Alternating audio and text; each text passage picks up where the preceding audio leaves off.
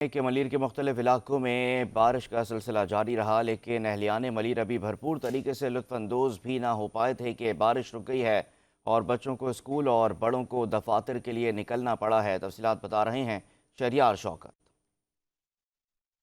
जदीद में भी बारिश के बाद मौसम खुशगवार है, मौसम बड़ा औसम है, लेकिन बच्चों के लिए मुश्किल ये है कि इस मौसम का जो वक्त था, ये जो बारिश का वक्त था, वो ठीक स्कूल के टाइम के ऊपर ये बारिश रुक गई।